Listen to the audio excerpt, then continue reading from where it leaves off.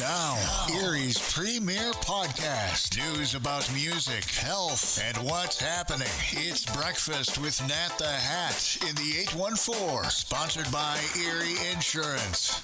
Well, you know, in early November on podcast number 5, we had Putting Plans into Action, and we were introduced to the investment playbook of Infinite Erie.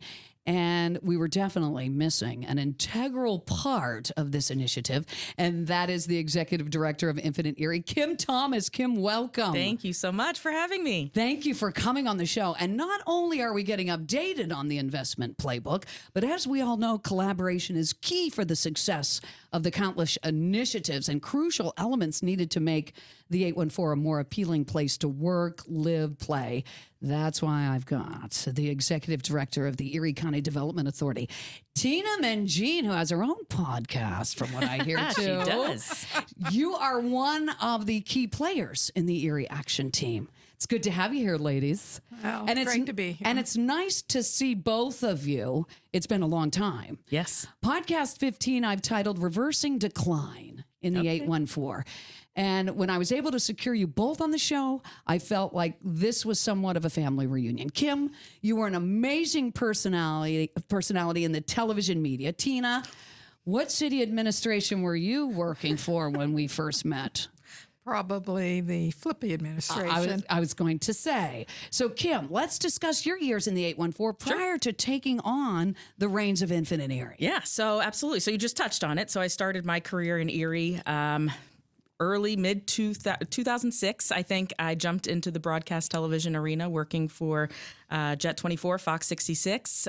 Did that for about 6-7 years, both as a reporter and anchor, and learned an incredible amount. I attribute to so much that I learned about this community and the people in this community and the relationships I've been able to make in this community to that time in television. Where are you from, though, Kim? Are you originally from here, or are you? I am not. So I am from Hampton Roads, Virginia, near Virginia Beach, Suffolk, Portsmouth, Hampton Roads area. I was in the Shenandoah Valley, Virginia for 8 years. All right. Spent some time in Hampton Roads, Virginia Beach with the American Cancer Society. Okay.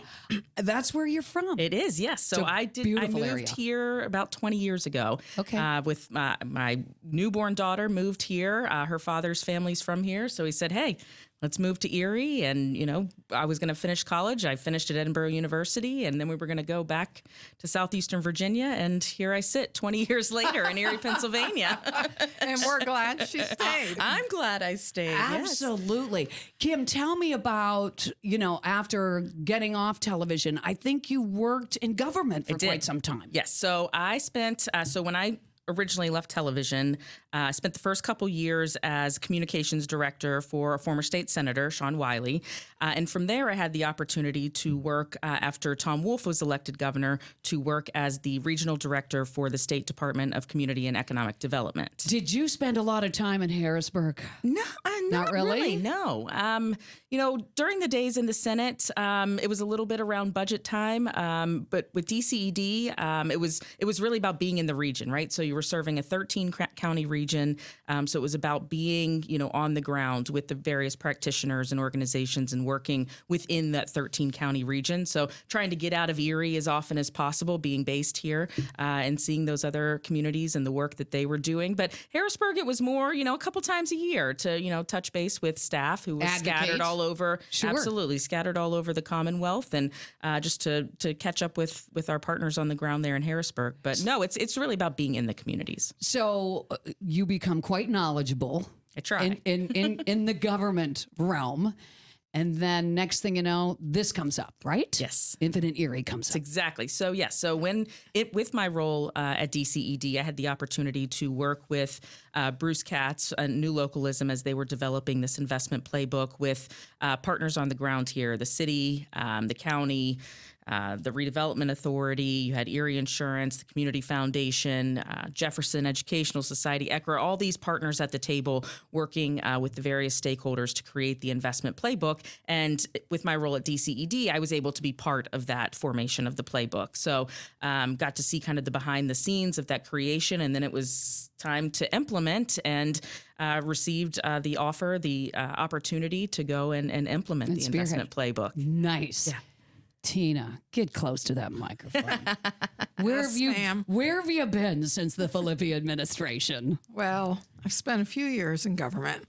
You know, spent some time in city government, had the opportunity to work in D.C., right? Yep. For 2 years with Kathy Dahlkemper. Very as her good. chief of staff. So that was a great experience. Came back, worked next to Kim, literally, in the office next door. While she was doing community development, I was doing business development as part of the governor's action team. 13 county region, almost exactly the same, Right. side by side. So Kim and I got to work together for years, doing similar work. Political aspirations for you? No. Just saying. I am much better behind the scenes. Right. You know, I am Collaborating with all of them. really good helping other people lead. Exactly. So how long have you been with the authority then? When did that? So I've been there since 2019, and it's been a great opportunity to really take the reins and really help.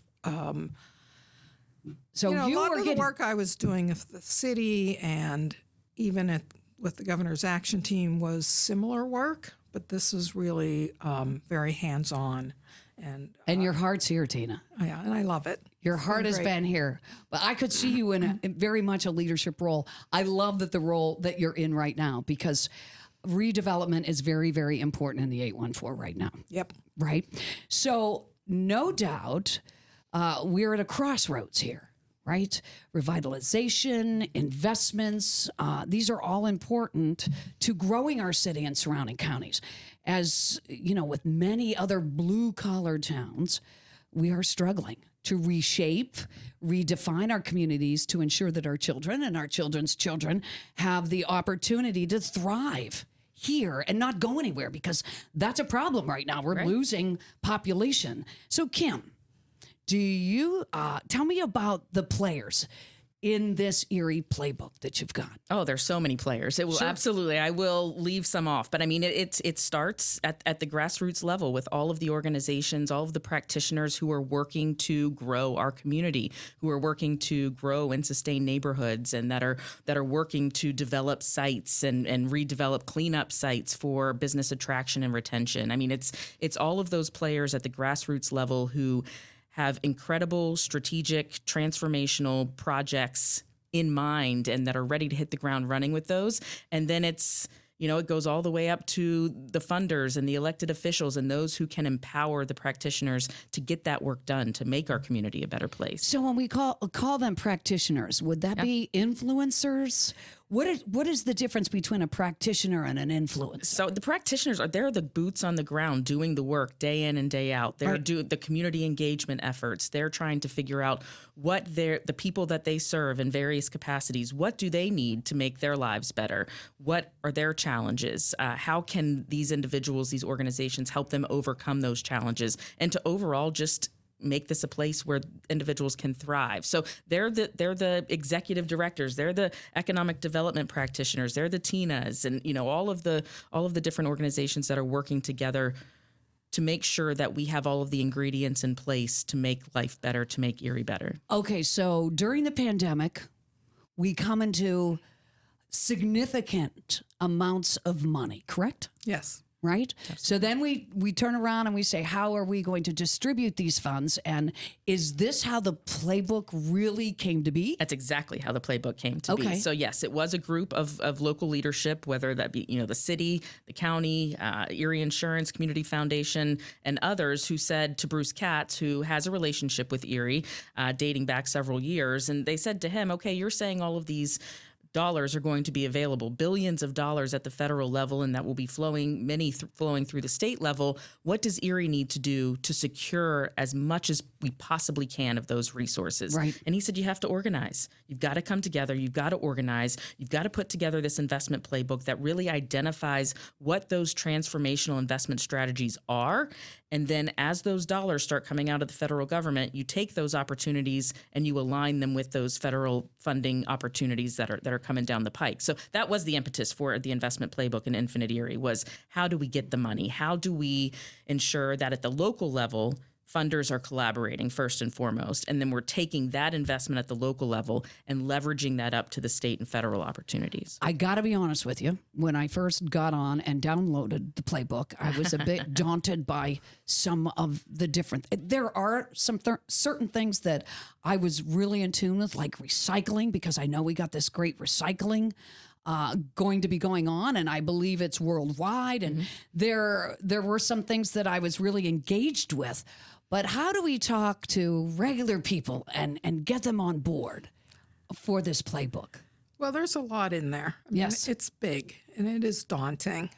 And part of what Infinite Erie's been doing over the last 2 years is trying to scale it and make it manageable, right? Right, Tina. But what really needs to happen is that we need to be ready. So it's taking all those projects, because in the beginning, everyone's like, oh, my project's ready. How about my project? So now it's taking those projects and which of them are shovel ready, which is a term we use that says we're ready to go, right? Right. We're ready to start building. Which of them need some funding? Which of them need some capacity building? And it's breaking them into categories, which is what Kim, I love the categories. Yes. right? Which I is do. what Kim and her team has been doing. So now that playbook that you've seen is, and I think you're working on a refined Absolutely, edition, yes. is now broken into, okay, these ones are ready to go. These ones are ready for funding. These ones we're working on trying to build up capacity for. These ones need a lot more help, and they really weren't ready for prime time, if you will. So it's been taking everybody's wish list, which is what that first one was, and scaling it back into those different categories. So, Kim, we're going to be changing a few things up. Are we just taking a look at the playbook again? Are we going to push out something new in 2024, or just refine what you have? It's refined. So Okay. I'd say it's a refined iteration of the original investment playbook, right? So instead Tell of me more. yes, so yeah, No, go ahead. I was No, I going was to say going to say, I think we should all remember that the playbook was never going to be static. It's always going to be evolving. Things will come on and off. that's exactly right. It's Right? part of the reasoning behind the name Infinite Erie. This is an ever-evolving playbook. Absolutely. Who decided on the name of Infinite? The leadership around the investment playbook. But you're absolutely right. It has to keep revolving. I agree with you, Tina, for sure. Yeah, so we have since the beginning, we have refined all of the playbook projects into 4 portfolios. So we have neighborhoods and main streets, industry clusters and infrastructure, inclusive entrepreneurship, and anchor investments in the greater core. So the projects that we're working with fall into one of those 4 portfolios. It's much easier to manage than 35 projects yes. and 7+ categories with all of these other things going on.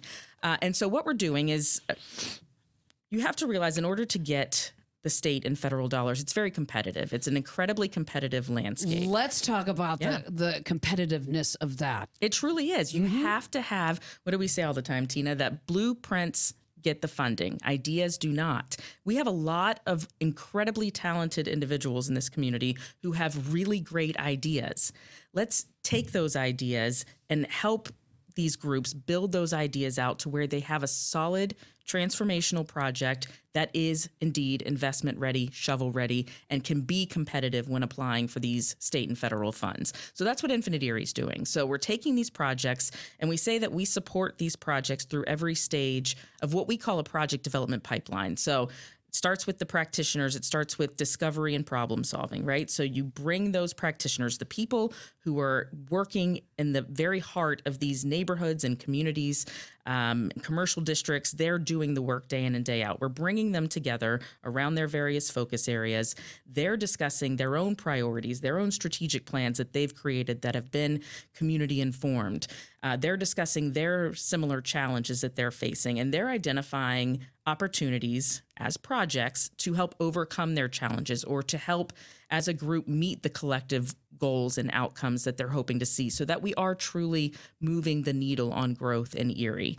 So we're supportive in facilitating those conversations. Then you have a project. Once you have the project, you've got to go through all the planning and engineering and architecture and all of those pre-development phases. Those require capacity and money. Right. Do they start that first and then bring this to you?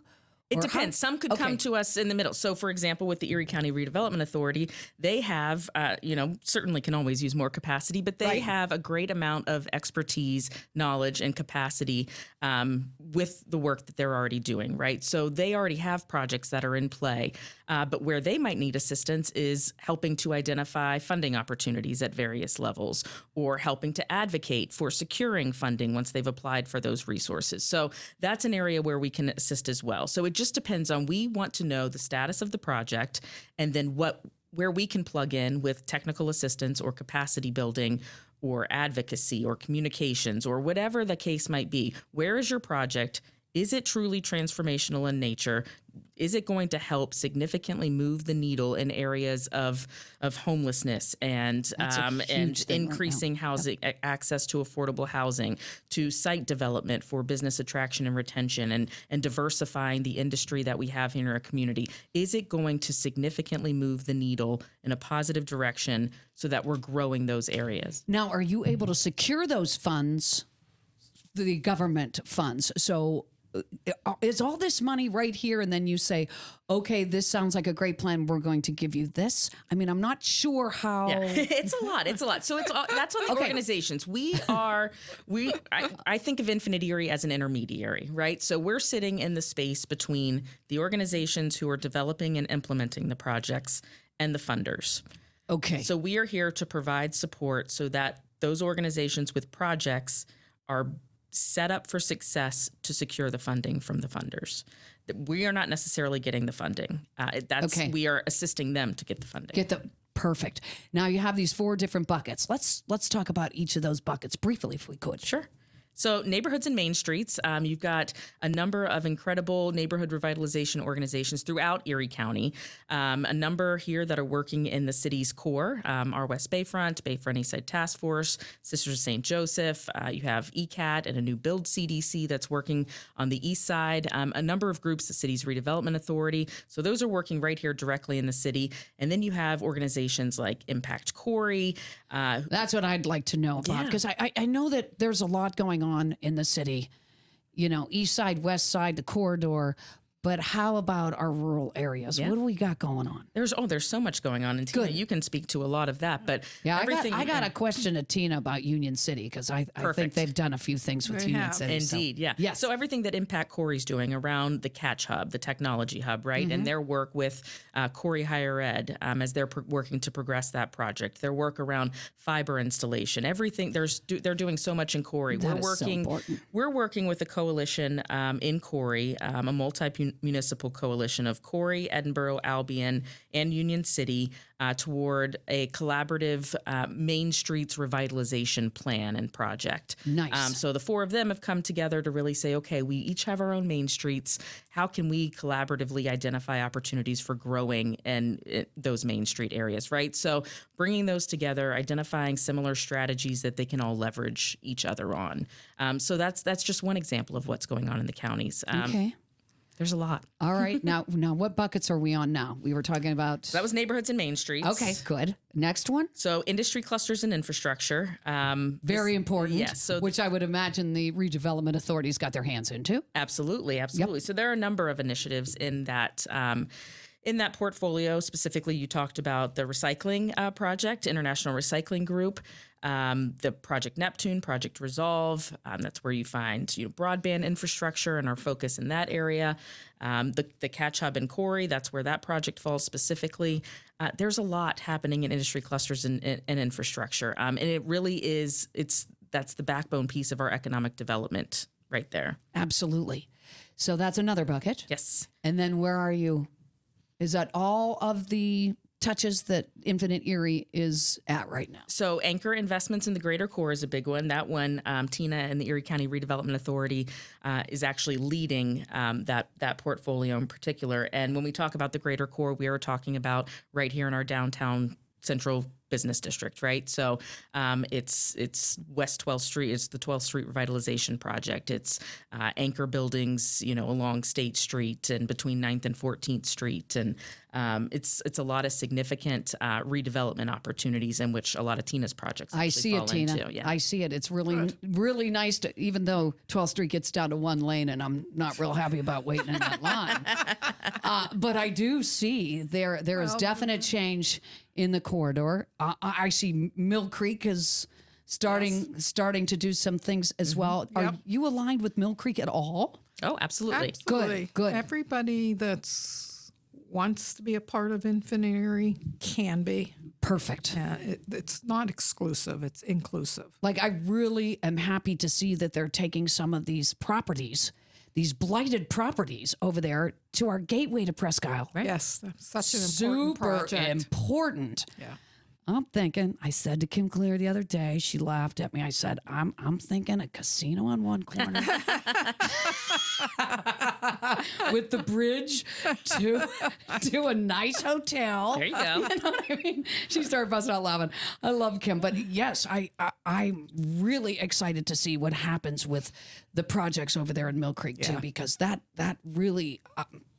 that's our gold right there, a treasure. Absolutely. It is amazing that corridor hasn't developed sooner and more vibrantly. So I think Absolutely. that the Mill Creek creating an authority and doing it in a thoughtful way will make a significant difference.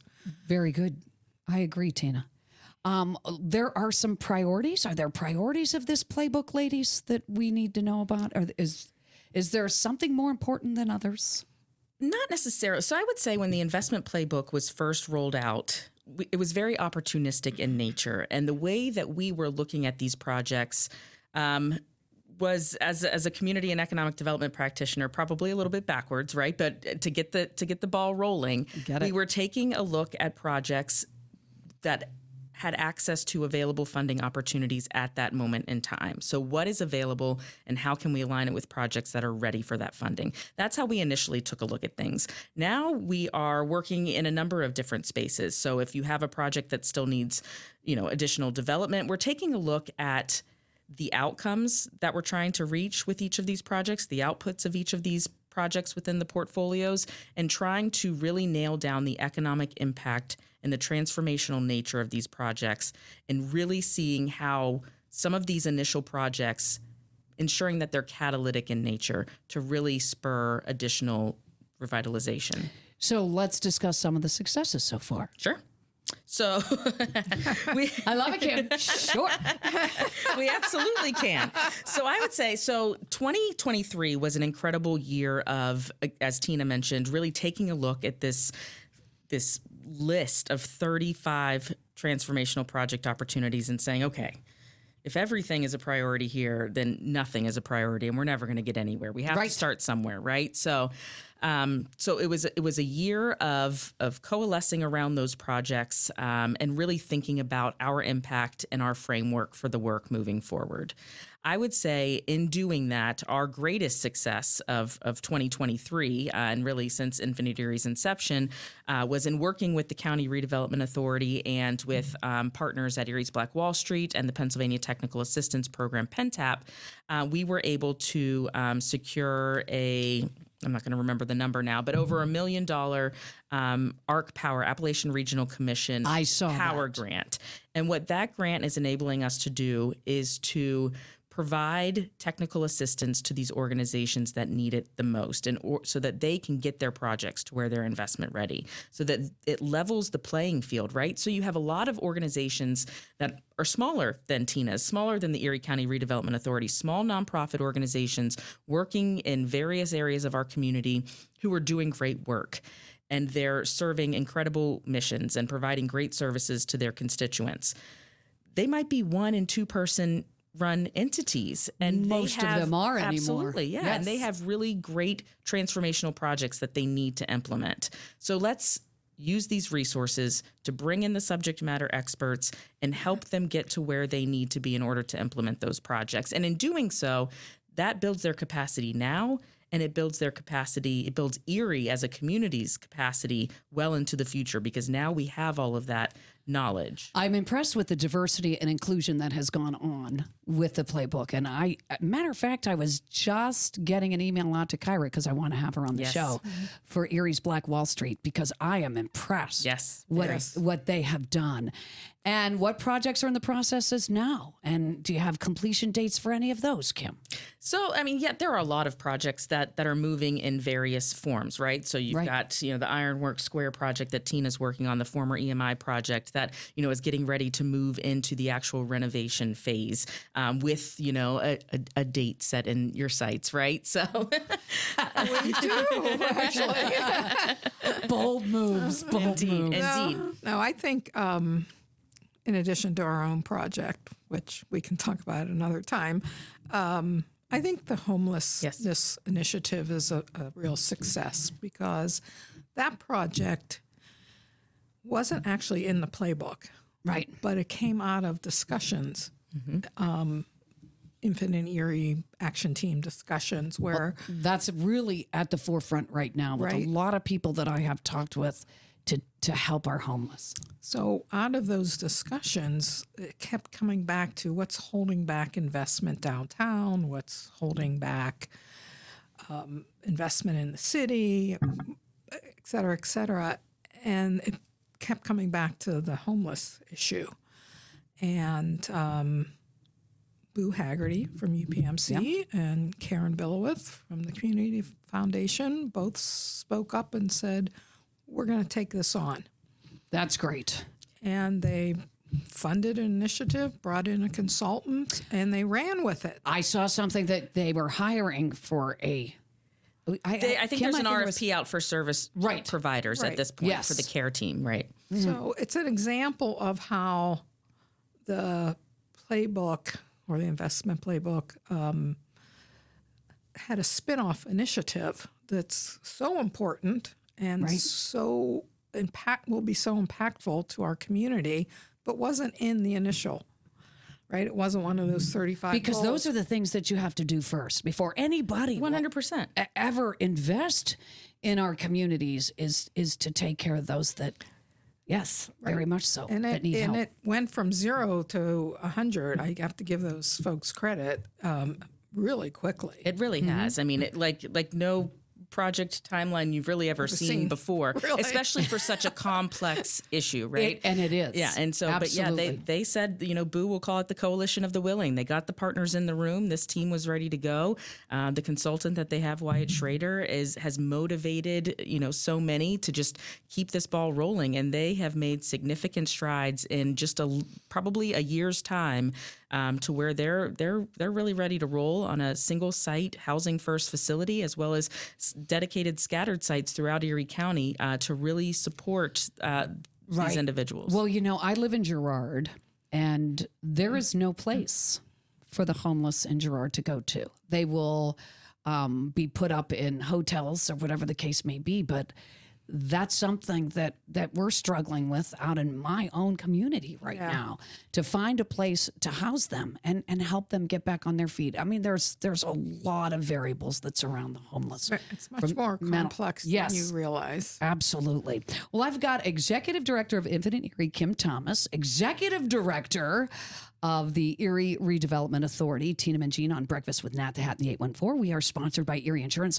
Now that we're into the new year, Kim, what new plans? Do we have any new plans, or new plans? Erie's always got a plan, right? We're putting plans into action, right? Is what we say, right? So, great. Really, it's about setting these entities, these projects up for success. And I really think 2024 will be an incredible year for that. And I really think that the Erie community will begin, if they haven't already, to understand why this investment playbook, why Infinite Erie, why the collaboration is so important, not just at an organizational level or practitioner level, but at the funders level. And I think what we're really going to see, you talk about successes and the homelessness initiative being one of the great ones that we've seen along the way. What we're going to see soon is around our neighborhoods and Main Streets portfolio, in working with a number of projects in that portfolio. 3 are very much interconnected around access to quality, affordable housing. To Tina's point around seeing Infinite Erie in action is that, you sit down with these neighborhood revitalization groups and they say, hey, it's great if we're able to bring in tens, hundreds of millions of dollars around home repair activities, or rehabilitation activities. We do not have the contractors, the construction workers. We especially don't have the minority contractors and minority construction workers to actually do the work. Bring in all the money, the work's never going to happen. There's nobody to do the actual work. So out of that conversation came one of these 3 projects that I'm referencing around an expansion of a construction trades training program that's currently held for adults by the Erie Center for Arts and Technology. So nice. That project and a couple of other acquisition and rehabilitation for affordable housing projects have been invited to submit a joint proposal to several funders who are simultaneously reviewing this for transformational investment. Important. If you don't have the workers, you can't get the work done. Exactly. Very important work. That's going to be the big thing for 2024 is really being able to see and understand how Infinite Erie is facilitating the success of these organizations and getting to where they need to be to leverage the funding. How about Governor Josh Shapiro's How about it? budget? Yes. Let's talk, ladies, because I know that you probably had both of your noses in that budget. What do you think is going to be the result for the 814, Tina? Well, I'm excited that we have a governor who's focused on economic development and was very ambitious. Just went for it. And I think that we're very supportive of it. Absolutely. And we're going to advocate for it and advocate for as much funding as possible with the legislators. Because if he can even get a part of what he's asking for, it could be transformational for our community and communities like ours. Because we know historically communities like Erie don't get enough funding to do what we need to do from the state or the federal. Now, we've been very fortunate. I will say that Governor Wolf was very good to Erie. Yes. But that was a drop in the bucket of what we really need. So if Governor Shapiro is fortunate enough to get the funding that he's asking for, or a portion of that, it could be transformational for us. Restoration and beautification are important in the renaissance of the 814. And Tina, of course, being the executive director of the Redevelopment Authority, playing an integral role in this. Let's look back at 2023. You talk about the authority's vision and execution. I just read a great article that you penned and talking about it being bold and all these things. I know that you said you started in 2019. Did the pandemic slow all this down for the authority? Or No, actually, it did the exact opposite. said good. Glad to hear that. 2019, late 2019. So, 2020, here comes the pandemic. Who knew, right? Brand new into the position. But what it did was it forced us to jump right in and take care of the businesses immediately. So grant money was coming in from the state, the CARES program, you might remember. I don't know. There was all these different programs. I can't remember the name. CHIRP, some other programs. So we were just nonstop, 24/7, trying to help businesses. And it really gave us kind of a hands-on sense of what was going on in the community. And then from there became all the American Rescue Plan dollars and all these other dollars. Yes. And that allowed us then to transition into what we could do, project-wise. And I think I don't know how to say this without sounding like I'm bragging, but It's okay. I think you need to brag, Tina. I think we're a good example of how you can leverage dollars. So we took American Rescue Plan dollars from the city and the county. How is that collaboration, Tina? Good. I mean, for us, it's very good. Okay, I'm glad to hear that. So we took those dollars. We were able to buy the site at on 12th Street, the site at 16th and French, very horrid industrial blighted sites, right? Yes. The worst of the worst. But we were able to leverage those dollars for state grants and then leverage those with federal grants. So we took maybe $1 million in local dollars and leveraged those multiple times over to the point of $20 million. And Incredible. That's what Infinite Erie wants to do for each of those other projects, is help each of them leverage money. And understand how to pull down dollars from the state and federal and find them. Yes. And believe me, I can use more money, so I need their help. These are big projects Yes. with big price tags. And they're the kind of projects that the private sector can't do because they're so expensive. And what we say is upside down. You're always upside down, right? Right. Because once you have to clean up dollars and they're so expensive, by the time you put all that money into it, no private business is going to do that because they can't get their money back. So that's where a public entity has to come in and do it. But we do it because it has to be done, right? You have to clean these sites up. They've been like that for 40 years. Erie deserves better. Tina, tell me about Erie Coke, because that's just been a do we want to talk about Erie Coke? How much time do we have? Right.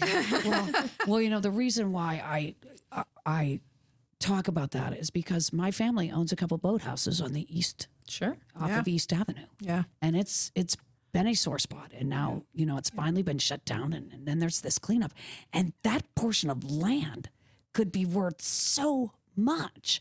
But how long is it going to take to get that property cleaned up enough to rebuild? What's your thoughts? So if you look at GAF or other properties like that, or even the mill, right? Yep. Even if you look at what we're doing at EMI on 12th Street, that whole project on 12th Street will probably take 5 to 8 years. That's 5 acres. We're talking about 100 acres at Erie Coke. It's 100 acres. Yeah, 94 land and Holy crow! 90, I did not know that. 94 land and 95 water, something like that. And it's much worse. So I'm guessing a couple decades, $40, $50 million, maybe more. That's today's dollars. So Wow. But if you think about how long it took other properties, I mean, you have to multiply the acreage and the time and the type of contamination. So it's going to take a long time. Right. And so I tell people, don't get excited, because people are always like, well, what are you going to do with the property? What are you going to build there? Not there yet. Yeah. Don't even worry about that. We'll talk to your children about that, right? Let's just get it cleaned up, make it safe for That's our right, neighbors, Tina. our neighbors, for the environment, for the fish. Mm-hmm. That's the priority. And then we can worry about what we build. Tina, tell me about your team. Who's on your team? I have I call them small but mighty. Great. There's about 10 of us, first rate across the board, but they're specialists in different areas. And we use a lot of contractors. We use a lot of consultants, because these are big projects that require specialists. How do you keep up the momentum? It's exhausting. I walk down the hall to Kim and I cry, and she walks Vice down the hall. versa, We're like, oh no. But that's what I think. I mean, both of you, working very, very hard, collaborating together on all these things, and it's got to get difficult. It must get difficult, because we like immediate satisfaction for the things that we do. Yeah. And when you tell me 40, 50 years for Erie Coke, I'm like, okay. It's hard. You want these things to happen today, and economic development is a long, long game. It really is. But when you see a building come down or a smokestack come down, or like you drive down 12th Street, you probably watched every day a piece of the building come down, right? Oh, yes. You saw, and that's rewarding. And that's, you just have to take those small. Right. Now, have you looked at models of other blue-collar towns? And if so, which ones? Like there was just a New York Times article, and I don't know if you read it or not, about Gary, Indiana. And they actually talked about Erie, Yeah. Pennsylvania, and Erie Insurance and everything that they've done. So have you gone other places and talked to other people? Tell me more. I think if you look throughout the Midwest, all these old industrial towns throughout the Midwest are similar, right? Rust Belt, as they call them. Yep. Exactly. So whether it's Pittsburgh or Cincinnati or Columbus or Chicago, any of this Midwest, they're all similar. So I was just in Detroit last year for a brownfields conference. Brownfields are dirty industrial sites. Well, what better place than Detroit, right? Mm-hmm.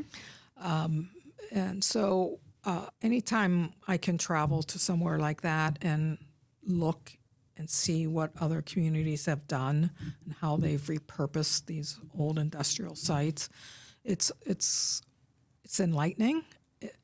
Does it give you a breath of fresh air? It's inspiring. It's also important to see how long it took, how they deal with the environmental issues, and how much money. And that also, sometimes it gives me comfort and sometimes it scares me. Sure. But, Yeah, and I think in us too, in terms of the work that we're doing, we've been focusing a lot on some of those best practices for affordable housing and neighborhood redevelopment. So a number of the organizations that we work with, whether we've facilitated or they have, we've been to Akron to learn about their investment around affordable housing. Youngstown, Ohio has been a big model for Erie around the Community Development Corporation and the work that entity has been doing citywide in Youngstown. I think Erie in general has always been very open and eager to learn from those who are getting it right. I think for me, I've always said, I want Erie to get to the point where other communities are coming here to learn about how we got it right. And I think that Sure. is a big goal. And that's a big motivation for me to get to that point where people throughout this country, throughout the world are coming to Erie and talking about Erie, about the work that we've done to grow. Right. Now, growth comes from our existing businesses.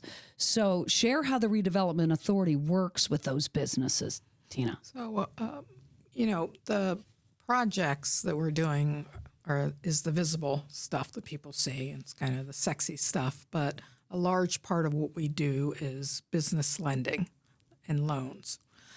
So we have a full loan program, and Tina, busy woman. She is. sorry, That's okay. I thought I turned my phone off. Our loan program is about a $50 million program, I know. which is pretty A big. lot of money. But it's also a partnership. We run our own program, 2 programs actually, and then we have a partnership with Mill Creek, Summit, and Harbor Creek. We run their programs, and the cities. So all those programs combined are a $50 million loan program. What banking institutions are involved in that? So we are the bank. You are the bank. Okay. Right. Okay. So, but we work with other banks. So say ABC Company wants to buy a new building or expand or buy a new piece of equipment. They might go to Erie Bank, might be $1 million project. Erie Bank comes to us and says, can you pick up a piece of this? We'll fund $500,000. Maybe you fund Got it. $300,000 of that. So sometimes we partner with a bank. Sometimes we do the project all by ourselves. We do a lot of small loans with entrepreneurs.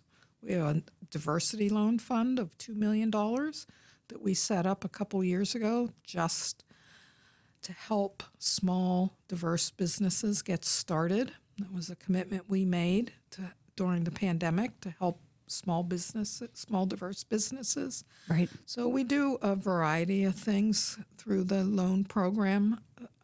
That is a very robust part of our business. I was thrilled to read when I was doing my homework that 22% of loans went to women-owned businesses. This past year, yeah, it was a record for us. Yes, I was thrilled.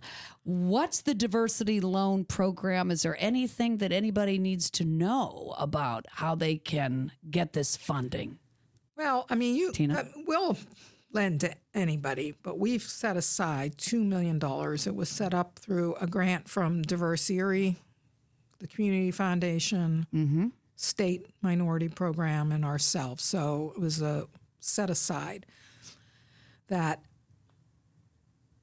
and it's a little more flexible than our regular program. So, yeah, just go online, and apply. It's really simple. But over and above that $2 million, of which we've given out $1.1 million of it already in less than 2 years. So it's actually done pretty well. That $50 million revolves. So as people pay us back, we put it back on the street. So Nice. Yeah, it's constantly revolving out, and we're actually pretty much out of money. We put it all on the street. Which is a good problem So to don't have. call but us now, right now. As we know, the Bayfront is our gem. How has your team, Tina, partnered with the Erie Western Pennsylvania Port Authority? Well, How's this liaison, this collaboration coming together? so we work with a lot of folks. I like to think that we're pretty good partners with people, but this is the first time we've ever had a formal partnership. And that partnership with the Port Authority is specifically to address the Erie Coke site. Okay. So that is was set up so that they could, or together we would decide whether we should take on the Erie Coke site Right. through an eminent domain process. They would then acquire it through eminent domain, which we're not quite there yet. Okay. Once that happens, we would do the remediation work, because that's That's what you do. unfortunately our area of expertise. Right. So we would lead that effort. Okay. But it's on there. So how about the bridge and all that stuff that's going on down by UPMC, right? Over on Holland? Oh, the Bayfront Highway. The Bayfront stuff. Are you involved in that at all? Either one of you? Well, we both were when we worked for the At state. the state, yes.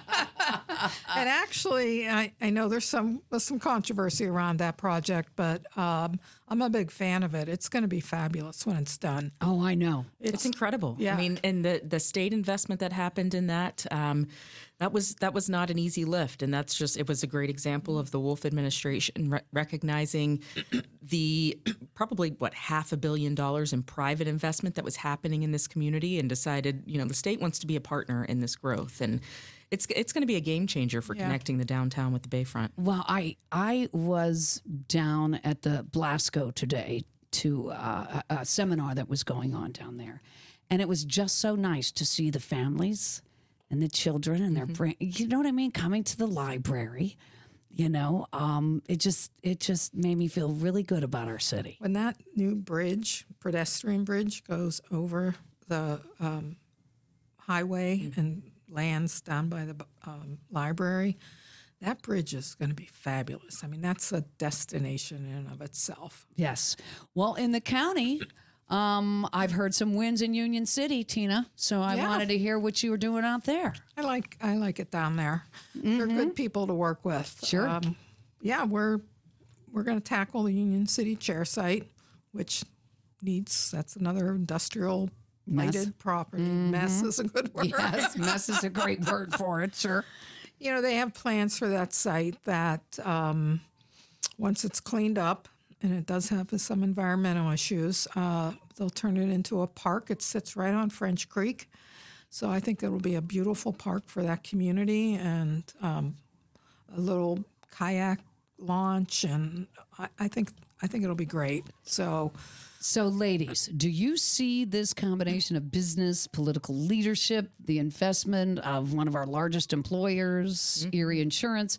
They're all helping to pave this way to a significant turnaround, correct? yes, absolutely. Absolutely. And that's what's unique about this point in time, is that we've never had so much collaboration from everybody all at one time Right? for such a sustained period. We've seen it, for a few months or a year or two, but this has lasted, and this is a commitment that everybody has made. And Do you meet monthly, Kim? How does it work with the stakeholders? Sure. Yeah. So we have the Erie Action Team, which is a number of those stakeholders, and we meet on a quarterly basis.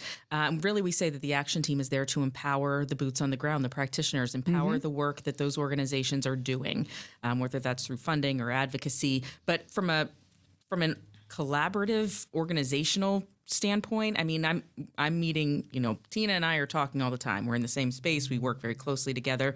The organizations within the portfolios, we're meeting with them on an as-needed basis.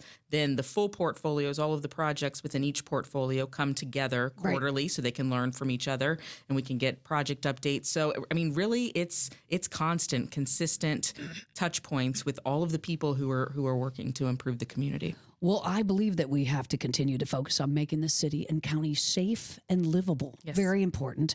And these issues have to be addressed before the private sector can be involved.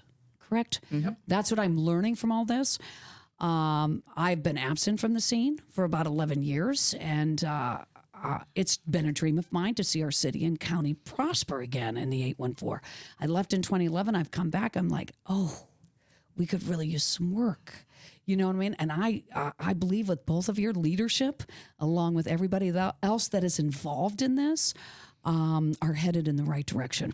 My dad, who raised 8 children on one paycheck at American Sterilizer back in the day, said, that you need to surround your circle with people who want to change the world. And that is the key to your success. I think these bold plans are to be commended. I think your commitment to the community improvement has not gone unnoticed. And I want to thank you each for your leadership, your vision, your inclusivity, collaborating with others, and of course your persistence, even though I know you cry to one another on occasion, and bringing that positive change to the 814. You're dedicated, your tireless efforts are making profound and positive impacts in our neighborhoods. And LECOM Radio, we have a vested interest in improving our communities and making Erie County a better place to work, to play and thrive. And this podcast gives me the opportunity to let you as individuals tell us what's going on and that things are really happening. Yes. Right? So I want to wish everybody, thank you for coming in today. Thank you for having me. Have a fabulous Super Bowl Sunday, and let's stay tuned. It's The Focus Show with Bob and Alice. You've been tuned in to Breakfast with Nat the Hat in the 814, sponsored by Erie Insurance on 88.5 and 102.7 LECOM Radio.